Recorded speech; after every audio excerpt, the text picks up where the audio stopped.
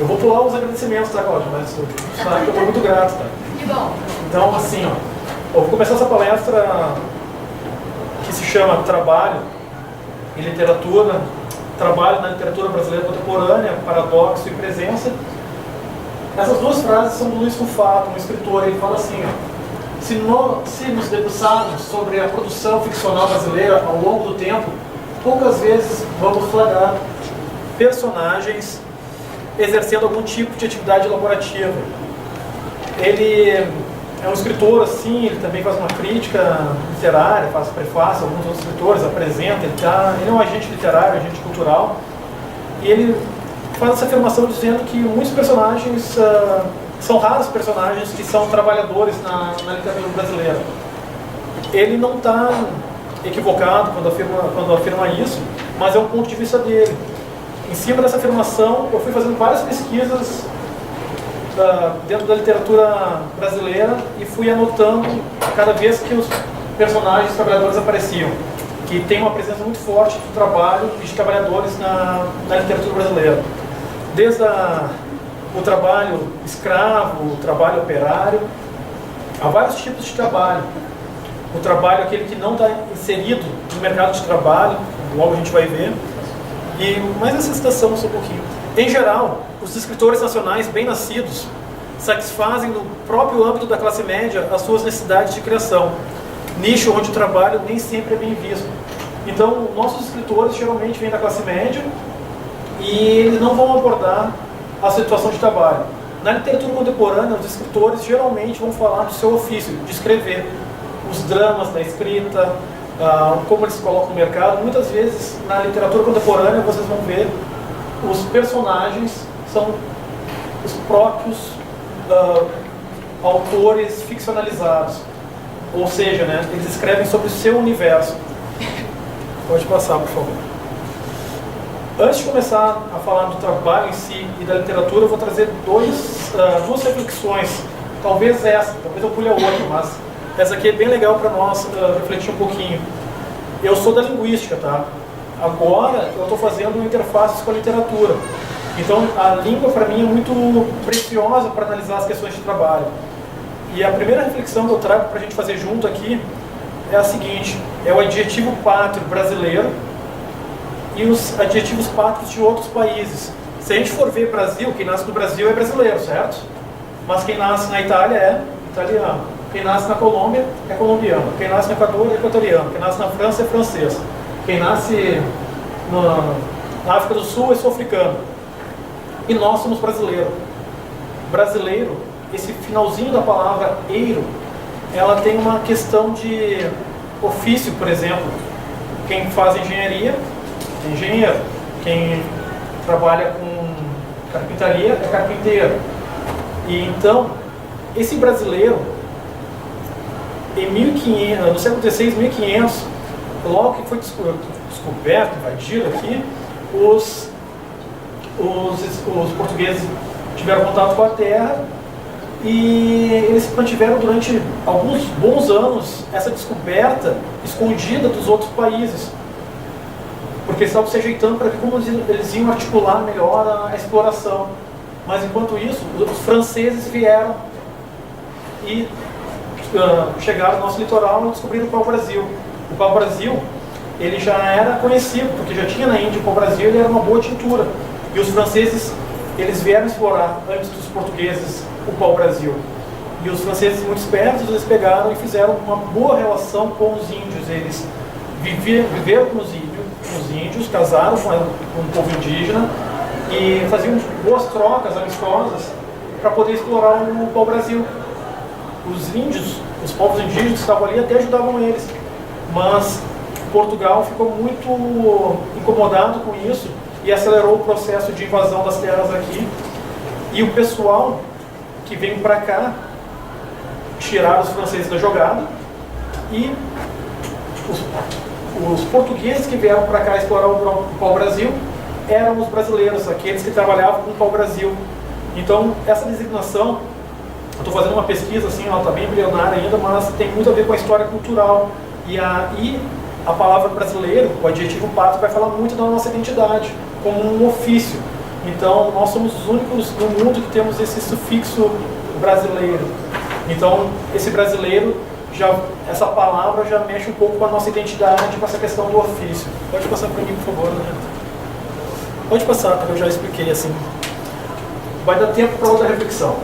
A outra reflexão que a gente pode fazer em cima da língua, sobre a língua, é o jeito que a gente se relaciona com o trabalho. Ao fazer uma simples pergunta, como você faz? Está todo mundo me escutando aí? Sim.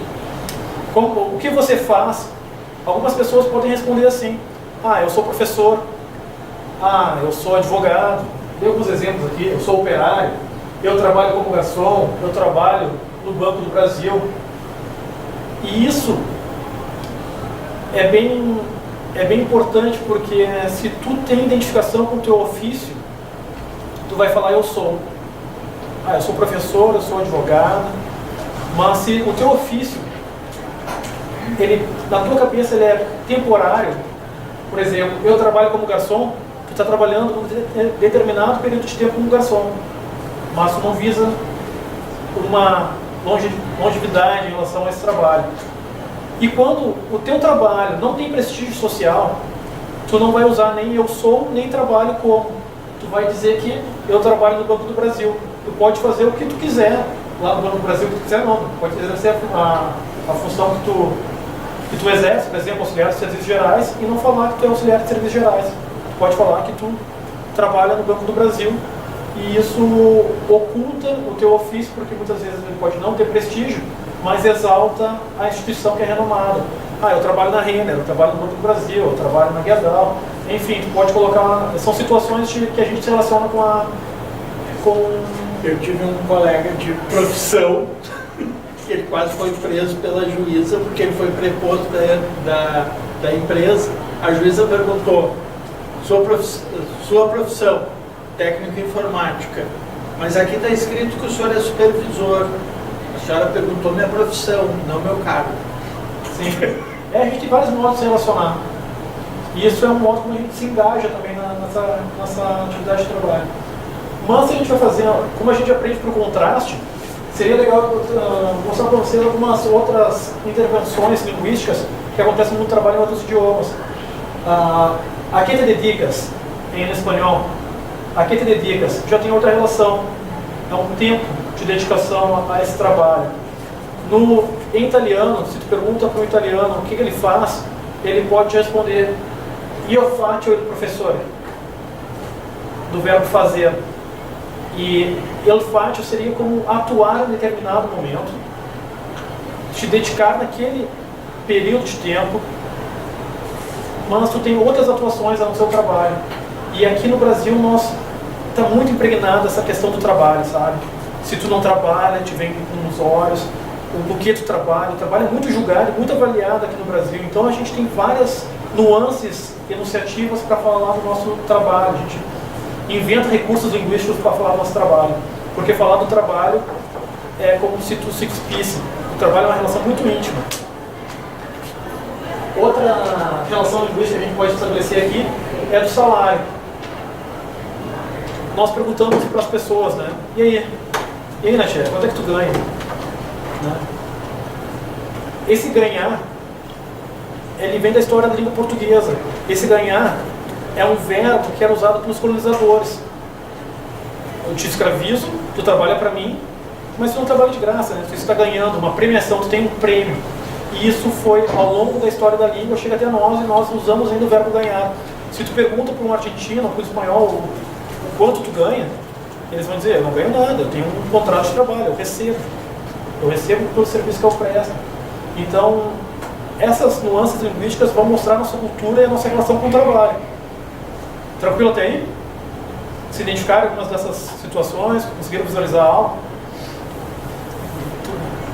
Bom, agora vamos começar a falar da literatura. Literatura, aqui está bem esquema didático do colégio mesmo, né, Renata? Assim, começou com o quinhentismo, né, 1500, a literatura de informação.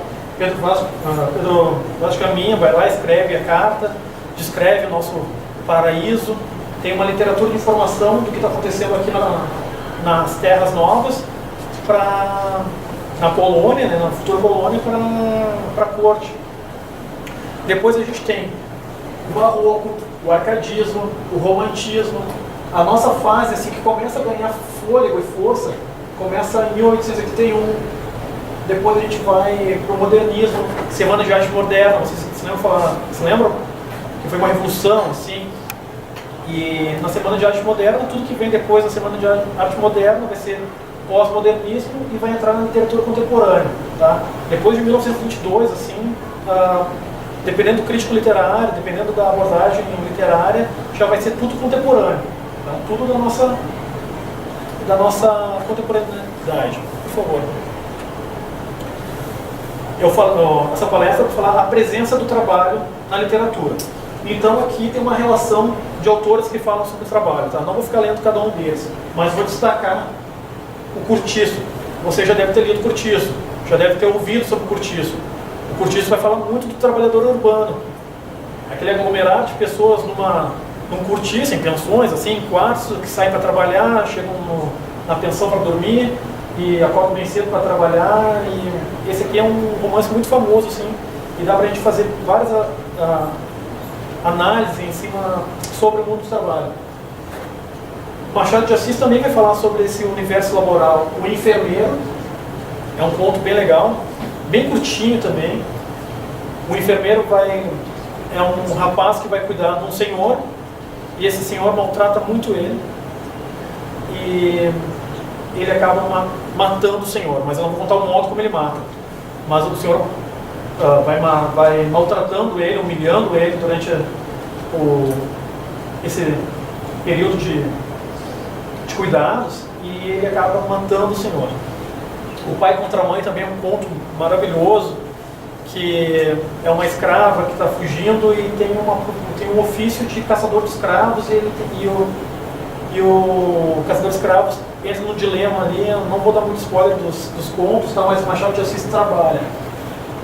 Se a gente quiser fazer uma relação, uma intertextualidade com a contemporaneidade, a gente pode assistir o vídeo do Emicida, Boa Esperança. Vocês conhecem o Emicida? Já ouviram falar do clipe Boa Esperança, da música Boa Esperança? Eu acho que eu já conheço. Vamos colocar um pouquinho, só uns minutinhos. Aqui? Sim. Não, tá aqui, ó. Com licença. Deixa eu acelerar.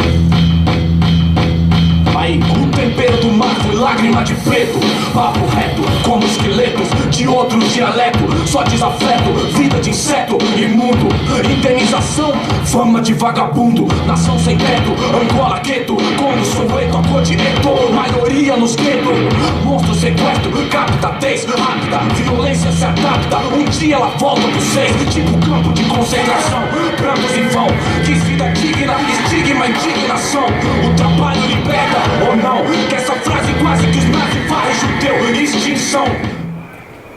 Vou mostrar só a parte dos maus tratos. Depois tem a gente vai, no clipe vai aparecer outra parte bem importante.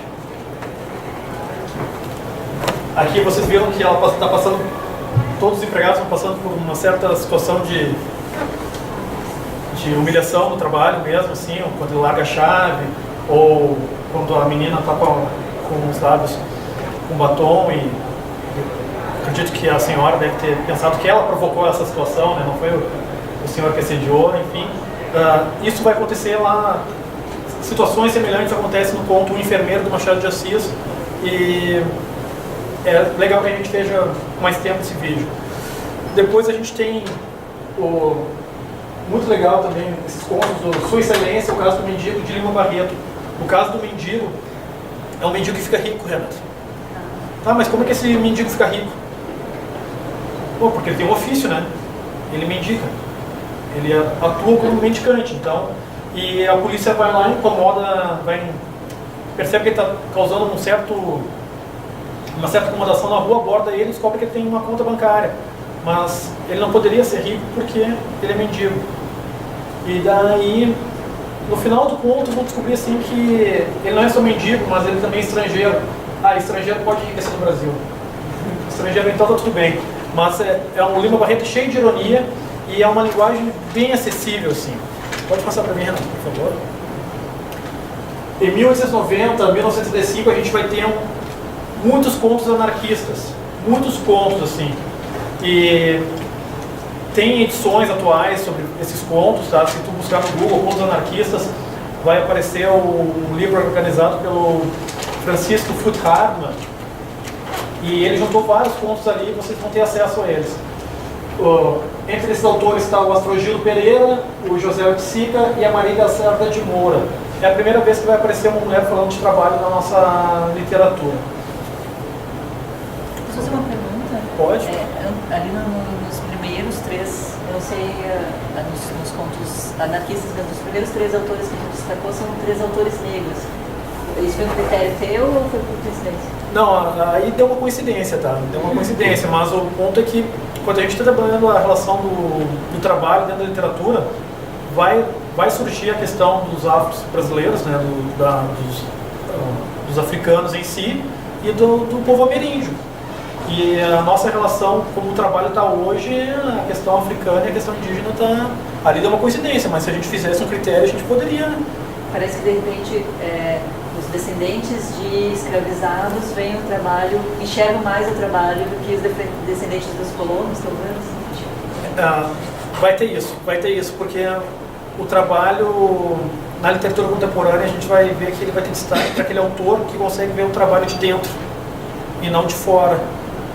O Machado de Assis, o Lima Barreto e o Aloysio, assim, ó, a gente sabe da questão africana deles, mas isso não é explorado. Isso não é isso não é tão explorado. É bem recentemente mesmo, assim, até nas letras quando a gente estudava, assim, tá, Machado de Assis, as obras dele, mulato ou não entrava nessa polêmica. E hoje em dia a gente consegue entrar assim nessa polêmica. E muitas fotos do Machado de Assis são clareadas, né? Tem um Photoshop ali, um Photoshop da época, né? Para mostrar que ele não era mulato, não. Os três, né? São três autores negros que foram branqueados e que, às vezes, quando a gente diz que eles eram negros, as pessoas vão dizer, não, negro não, ele era mulatinho. Não, isso não existe, né? Ele era um autor negro. E até porque os negros não poderiam criar literatura. Eles não vão ter acesso e também não pode criar. É essa a questão que a gente tem aqui no Brasil, entende? Pode passar. Mas é isso? A aula princípio está passando aqui na história também. Como? A aula do INSEE está sendo aqui auditório também. Não, esse é palestra, o centro É. de assunto Fundamentalista. É aqui. É. Bom, agora eu estou relacionando vários autores bem contemporâneos, tá, que falam sobre o trabalho. Ana Maria Martins, Julieta de Godoy Ladeira, Dia de Matar Patrão. Se tu lê o livro e vê o filme e vê o clipe da canção Boa Esperança, é tal e qual. Só que a gente está em contextos diferentes, estamos em épocas diferentes, mas o tema permanece o mesmo, sabe? A exploração, a humilhação, a falta de dignidade no trabalho. Lígia Fagundes Teres também fala, e a Tânia Failassi, aqui de Porto Alegre, também vai falar sobre o trabalho. Eu coloquei o Ronivaldo Jatobá em destaque, porque é um autor que pouca gente conhece e é um autor que eu tenho me dedicado bastante. Pode passar para mim, por favor. Na literatura contemporânea vai ter uma outra cena, em 1950 e em 1960, aí tem um novo ciclo temporal, tem uma democracia embrionária, tem movimentos de massa, greves, tem interesse pela voz dos excluídos, e vai ter uma coincidência, tá? Uma coincidência, não tão coincidência assim.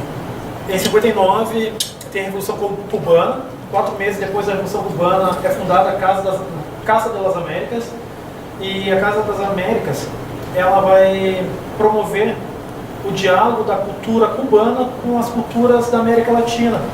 E ela vai fazer um prêmio assim, literário muito grande.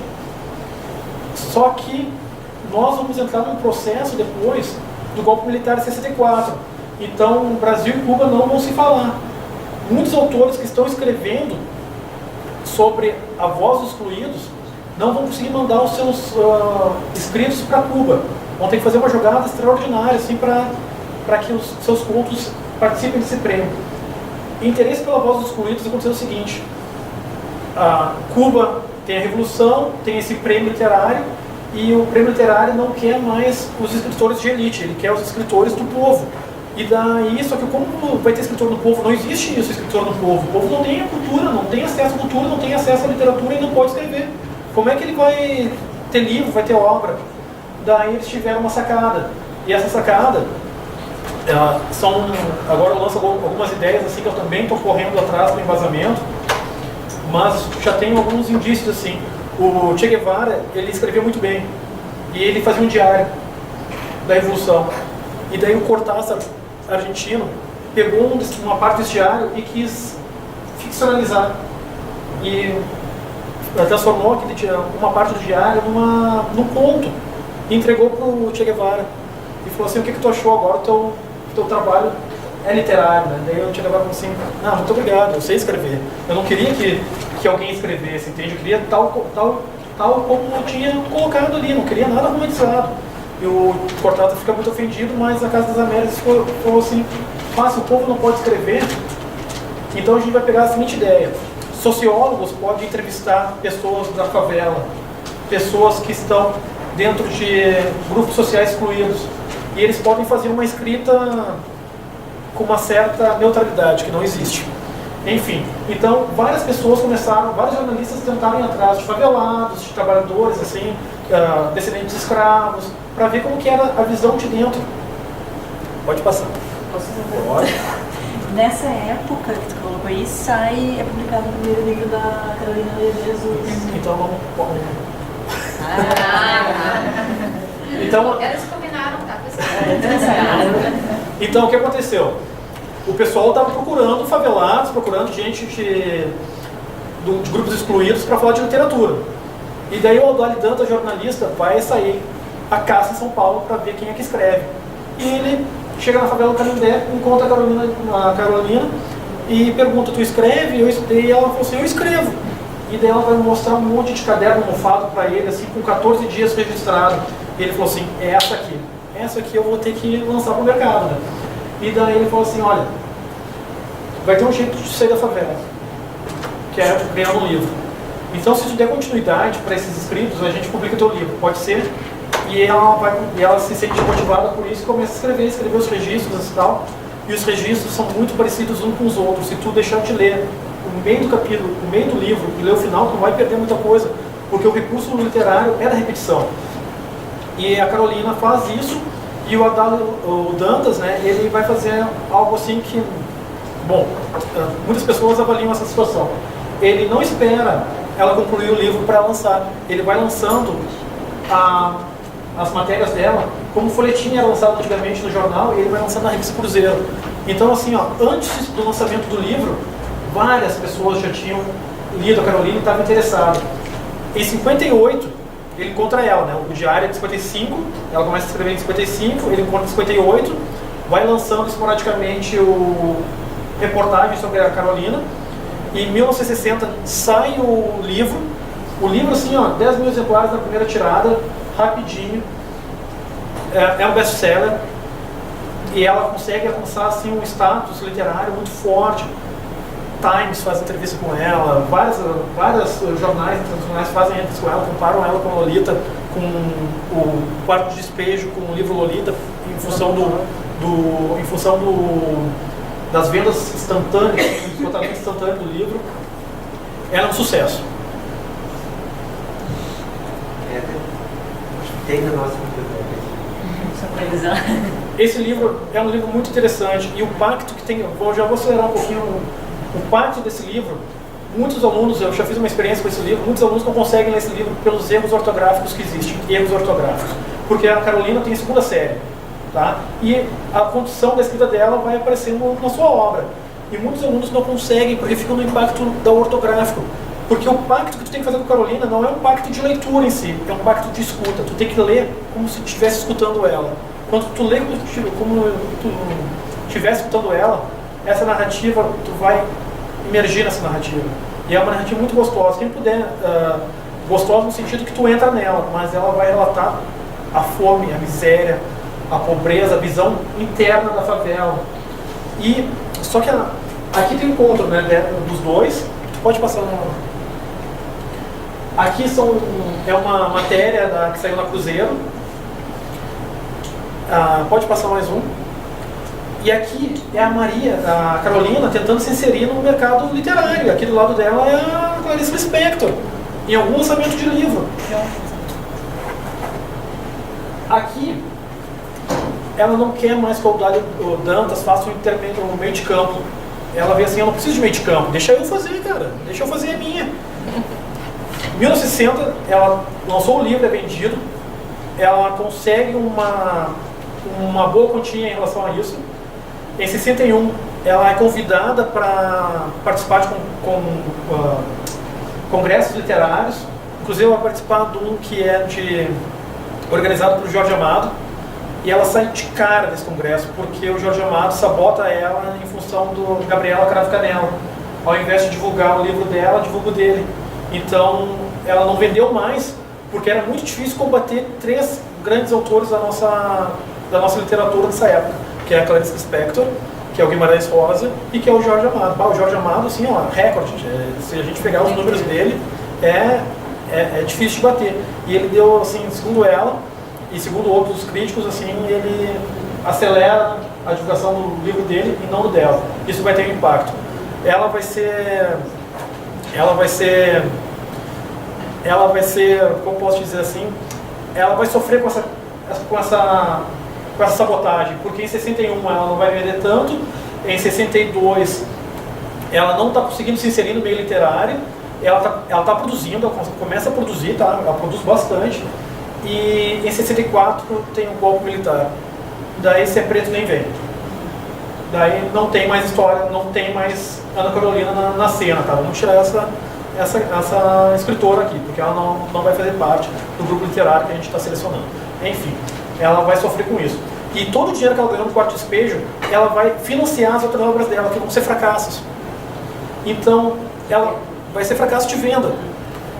E daí, ela se muda para um bairro de São Paulo, de Santana, ela sai da favela do Canindé, vai para um bairro de Santana, e de Santana ela vai para o interior de São Paulo. Eu trago ela aqui porque ela vai falar do trabalho do catador de papel. É um diário de sobrevivência. E a nossa literatura marginal, hoje em dia, até o Emicida, tem base nela. O que ela fez na produção literária dela, como negra, como pertencente ao grupo excluído, é uma literatura incrível. E faz a gente refletir muito. E muitas vezes essa literatura não vai chegar a acesso porque vai dar um baque na gente. E que quando dá um baque na gente e a literatura vai provocar um estranhamento, a gente pode começar a refletir sobre situações que a gente não deveria refletir dentro de um sistema que a gente vive. O Rony Walter, tudo tranquilo até aqui? Falta 12 para 7. Tá, então pode passar.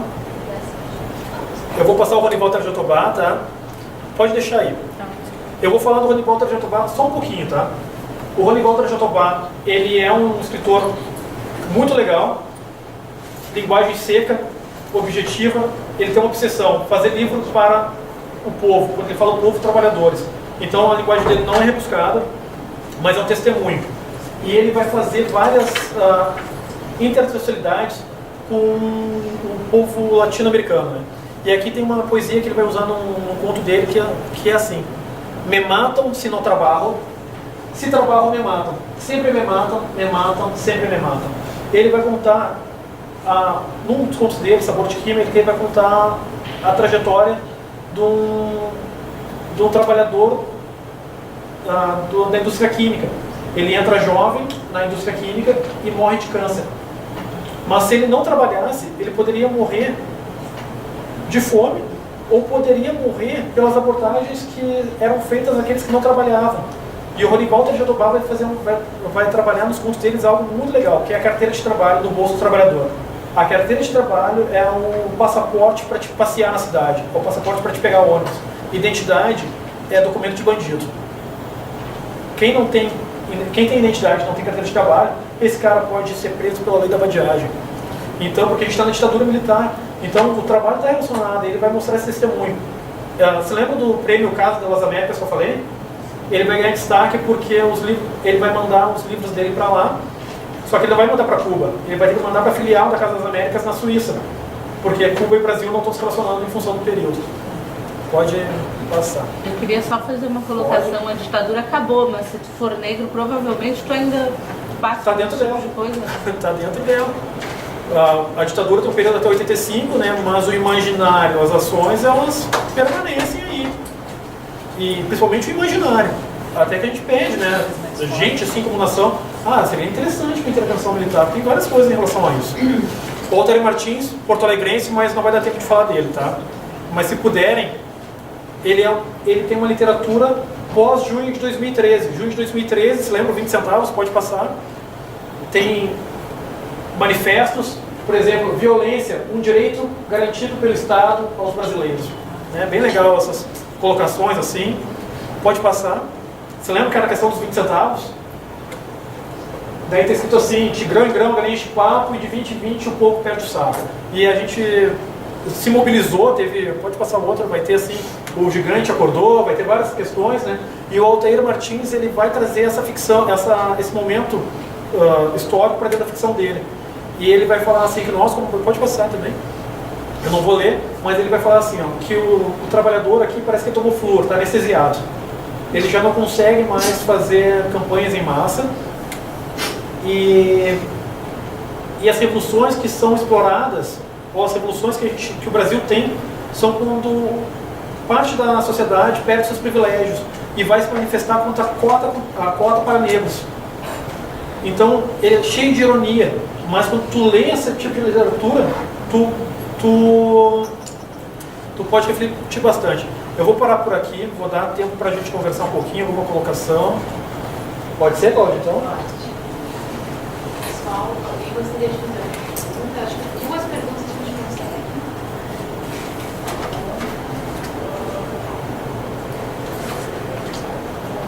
Tem uma pergunta, Obrigada.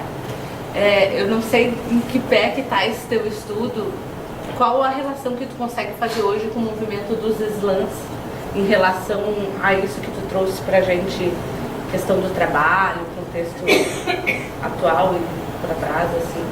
Tu vê alguma relação entre esse movimento que acontece hoje, das batalhas de poesia que tem dado força para a literatura marginal? Eu vejo como um movimento totalmente necessário para as reflexões, porque eu vou te colocar o título de um texto do Antônio Cândido, Direito à Literatura. Todo mundo tem que ter direito à literatura, porque a literatura é uma parte insubstituível do ser humano. Quando tu entra no mundo literário, tu entra no mundo de representações, tu entra no mundo de reflexões e de estranhamentos e de criticidade. Quando tu tem criticidade, é o que acontece nos slams. Tu vê críticas, tu vê deboches, tu vê informações, informações alternativas circulando dentro do universo literário. E eu penso que é um movimento extremamente necessário para nós e deveria ser um movimento, ele é super espontâneo, mas eu vejo que dentro dos ambientes institucionais de ensino, nós deveríamos fomentar e divulgar isso como um gênero literário, como literatura mesmo, e professores intelectuais, críticos deveriam olhar mais para esse movimento, porque são pessoas jovens, dentro de um contexto social, histórico, dentro de grupos sociais, geralmente marginalizados, e eles estão colocando informações de maneira literária. Isso é muito rico, isso é enriquecedor. Esse é meu parecer, assim, rapidinho, para te dar essa informação. Cláudia, tinha uma pergunta? Eu queria fazer um comentário. Eu não sei se eu vou escutar no tempo da aula, eu estou impactada, assim, muito emocionada, assim, desse trabalho, desse processo. Eu não sabia da história da Carolina, né?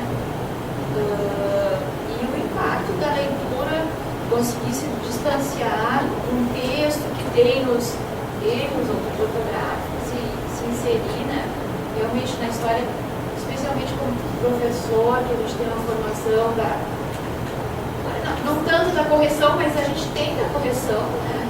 Então fica um ranço, assim, começa a ler e começa a corrigir e tal. E então eu fiquei bastante impactada, acho que dá para pensar. O que assim, Éder, uma última palavra, assim, qual vai ser a provocação para o pessoal levar para casa e pensar? A provocação, então, assim, agora a gente vai ter a base comum curricular nacional e já tem uma questão da inserção da literatura dentro do ensino. A literatura, ela é muito importante, como eu falei, insubstituível. Quem para ler, para pensar. E quem para pensar vai atingir uma criticidade necessária para o mundo do trabalho, porque a gente vai nu e cru para o mundo do trabalho. Muitas pessoas que vão entrar no mercado de trabalho, aqui é uma instituição que insere pessoas no mercado de trabalho, acredito que vão fazer assim, agora no mundo do trabalho, agora que eu estou entrando, agora no meu primeiro estágio, agora não sei o que, parece que vai ter uma ascensão quando eu entro no mundo do trabalho. Muitas vezes isso não vai acontecer. Tem muitos furos do sistema de pessoas que fazem acontecer, mas isso é uma exceção. Então, a literatura deveria ser um momento de... A provocação é, quem não para ler literatura vai parar de pensar. Entende? Para de pensar, e se tu para de pensar, tu vai acreditar em tudo que te dizem. A literatura vai fazer tu fomentar o teu pensamento. Eu até posso trazer a questão da Juliana. A Juliana foi minha aluna, a gente trabalhava várias questões literárias e várias questões de documentários, assim. Um dia ela mandou e-mail. Eu vi um documentário, assim, mudou minha vida. E daí mudou a percepção dela, assim. Eu acho que essas questões que a gente proporcionando a literatura, não só nós como professores, mas fazendo muitos movimentos em cima da literatura, trabalhando essas questões. Se tu trazer a Carolina Maria de Jesus como autora, assim, e distribuir em sala de aula um texto dela, tu vai ver as reações. Vai ter aluno que não vai conseguir ler, porque vai parar no bloqueio ortográfico, porque a língua é o critério de desigualdade. Tu sabe falar, e sempre foi, né? Eu trouxe pro EJA, e era o EJA 6 já na época, se não me engano, e o comentário deles era finalmente um livro que a gente entende. É exatamente, eu acho que isso aqui que a Renata coloca, um livro que a gente entende, porque a gente, muitas vezes o trabalhador não se vê representado, e se não, essa deve ser a provocação então, se ele não se vê representado, ele vai imitar o discurso do grupo dominante, porque ele não vê ser representado. Se tu não tiver representado na literatura, na novela, no filme, tu vai assumir o discurso dominante, e daí tu vai ver trabalhadores apoiando situações que querem aniquilá-los, apoiando a reforma trabalhista, porque ele não conseguiu ter uma criticidade em cima disso. Então, talvez seja essa a provocação, Cláudio, assim, que eu trago, sabe, assim, nesse pequeno espaço que a gente tem. Fala, Xé. Eu queria dar um exemplo, né, das novelas, assim, que são poucas que retratam a realidade do povo brasileiro. geralmente coloca lá as mansões, os ricos, é tipo muita traição, muita vingança, e de fato não. E a massa vê aquilo, né? E aí acaba tendo essa vontade, né? Ter aquela vida que talvez não consiga, né? E aí não leva em conta essas outras realidades, como a Carolina, porque a pobreza não vende, né? Mas, e é isso, assim, e a novela tem muita influência, eu acho, nisso, né? Nessa alienação do povo. É uma das, né? Tem um texto do Le Monde, eu trabalhei com outra turma de colégio, acho que ele está online de graça, Os Invisíveis Causam Medo. Procurem, é bem isso que tu está falando. Esse ponto eu vejo assim, se tu não tiver representado, tu vai assumir o discurso do grupo dominante. Sim. Isso é muito perigoso. Isso é muito perigoso. É verdade. Por favor. Oi, tudo bom? Bom, meu nome é Natália e não te conhecia, né? Achei fantástico a tua exposição, porque, como tu disseste, Nanda fala, a literatura fica muito distante do nosso dia a dia, né? Daí pensar da galera aqui que está estudando, fazendo médio e o técnico junto, ou outros cursos que eu posso não estar sabendo, mas eu me apropriei desse mais especificamente, né? E tu tem uma realidade de mães com filhos, com uma outra estrutura social, e a gente não conseguiu ter acesso muitas vezes a esses títulos, né? E esses escritores. E aí hoje tu fez uma explicação, assim, a gente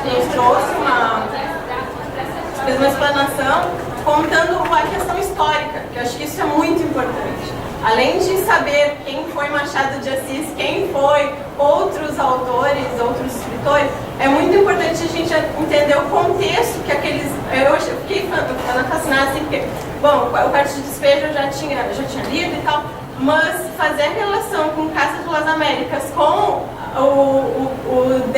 da publicação do livro dela e buscar a Carolina, e por que isso tudo, eu acho que para mim foi assim, essencial, porque eu estou lendo o livro do Fidel, né, a História Me Absolverá, e assim, traz relatos de como foi